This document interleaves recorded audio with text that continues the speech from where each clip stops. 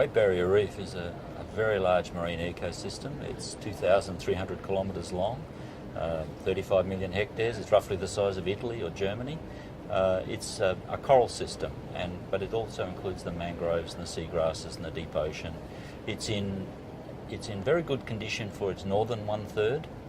The southern two-thirds is under pressure. There's been a decade of storms and there's a predatory starfish that eats coral that's achieved plague proportions called the crown of thorn starfish. And this has driven down the coral cover on that system by 50% in the last 35 years. So that's a significant impact on that system. Along the coast, the main drivers of change are the runoff from the land of sediments from erosion and nutrients, but really they're the fertilisers that are running off the farms. So the water quality in the southern inshore system is not as good as it should be to maintain the health of this system in the long run. That's the current state of it. But I would say that the impact of people is more on the land than in the water. We have well-managed tourism industries and their impact is low. It's actually what's happening along the coast that we're concerned about and are working on.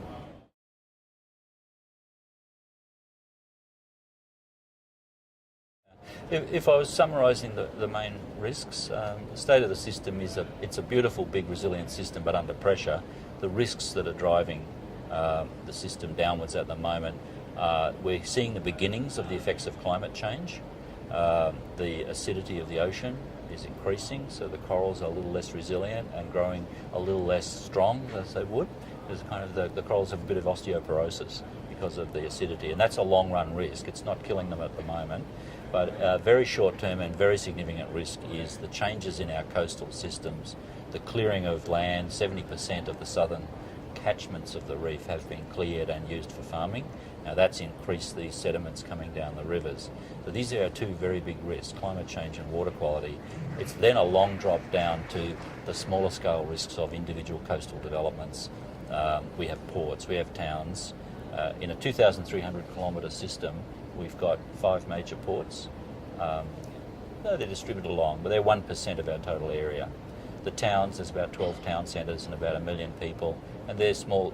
Each of them add up to small-scale effects that we can manage, but we do need to address them as an accumulating issue for the reef, and we have programs for that.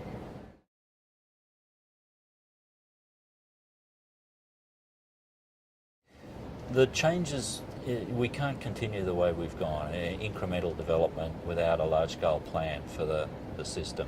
The key thing, we've done a very large strategic assessment for the Great Barrier Reef. I say it's large because it's 1,700 pages, but it's actually been comprehensive and incorporates all of the available science. And what it's telling us is that we need to have very clear, courageous, honest reporting of the state of this system and what's driving it. And we've done that through our Outlook report, 2014. And what that report's telling us is that we need to change the management regimes. The strong management we've had in the past, we need to continue. There's 1/3 of this system is no-take with fishing. We have designated shipping lanes. We need to keep all of that. But what we need to do is start to define the limits to change for this system. We need a system of thresholds and triggers for action. If the biodiversity, so the food for the dugong, drops below a certain level, these are the seagrasses, we need to take very much stronger action. It should trigger changes in the management regime as each of these critical parameters like seagrasses and corals reach a limit in a certain area. We need to change the management in those areas. Part of the way we achieve that is an integrated reef monitoring system. We've got good data. There's a lot of scientific work happens in the Barrier Reef. It's not as integrated as it should be. We need a comprehensive clearinghouse for all of the information from all of the accumulating impacts. One of the things we notice in the reef is that, and marine systems everywhere, that you can have this accumulating, shifting baseline. It's like your grandfather or mother remembers the system in one way. You remember it as a child, and your children will remember it, and each of you think it's pretty good, it's changed a little bit. If you add all those up, it's changed a lot. And we need to start setting these limits and working it back to where it was healthy. There's a reason why our major reporting tool, which is actually legislated, we have to produce a report every 5 years called our Outlook report for the Great Barrier Reef. It's deliberately named that way to mean forward-looking. Where is it heading, and do we want it to be there, or do we want it to be somewhere else in the future? The idea for Outlook came from the Climate Change Intergovernmental Panel reporting. It projects where we're headed, same as our Reef Outlook report. So that report is a no-holds-barred assessment. I wrote to the Federal Minister in June this year saying the system is under pressure and in poor condition along its southern coast, and it's getting worse. Now that was a trigger for action in the government, and they are taking action on regulating away any disposal of dredge spoil in the marine park and tightening up on the improvements along the coastal catchments with the farming community, which I think will work. But this strong forward look is critical. And the other thing we need is better policies and scientific methods for measuring accumulating effects. The cumulative effects are what causes these long, slow changes, and they can happen without you noticing them unless they're properly measured and reported.